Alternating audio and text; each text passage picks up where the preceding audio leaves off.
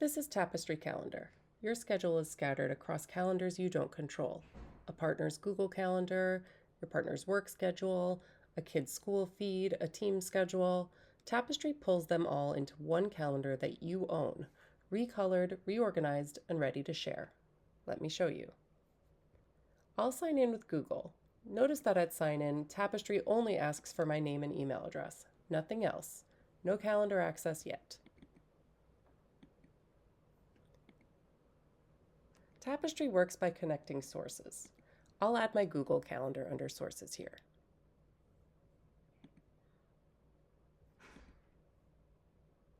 Only now, and because I'm connecting to a Google Calendar, does Tapestry ask for read-only access to my Google Calendar. That access is used for one thing, to read my existing events so the app can display and merge them. Tapestry never edits my Google Calendar and never sells this data. So now I can see all of my calendars that are set up in Google Calendar are available to add here to Tapestry. So I'm going to add each of my calendars, choose a default color,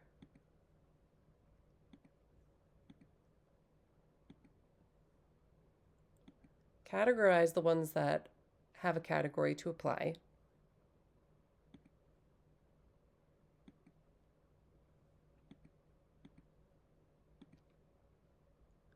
and I'm all set up. Now I've got several calendars in one place. Every source is merged into a single view.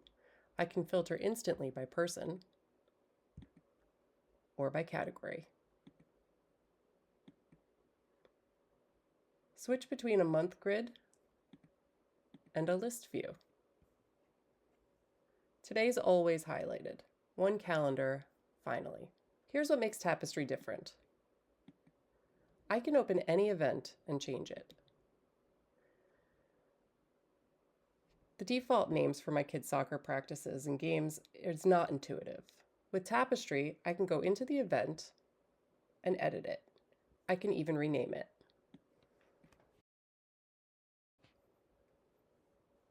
And the original source, completely untouched.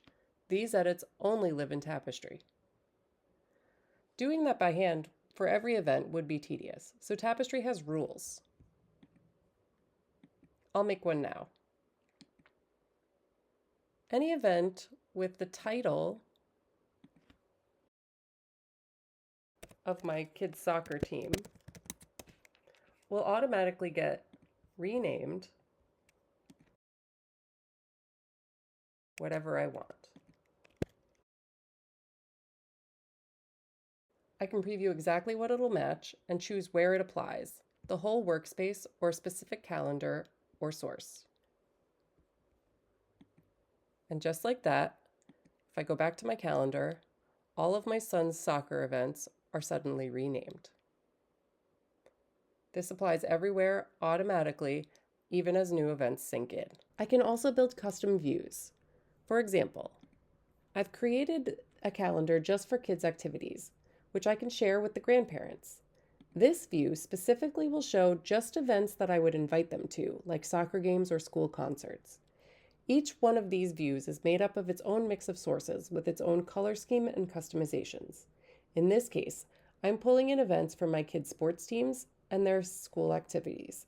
But I know that Grandma won't need to see their practice schedule or extracurriculars like theater club. For this reason, I can also set rules for what shows up in each view.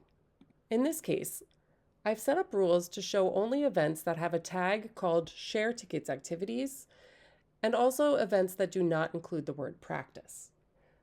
So when I go back to my calendar, and I switch to the Kids Activities calendar, you'll see that Grandma has a calendar now that only shows their sports events and school events that we would want them to attend, like Jack's concert.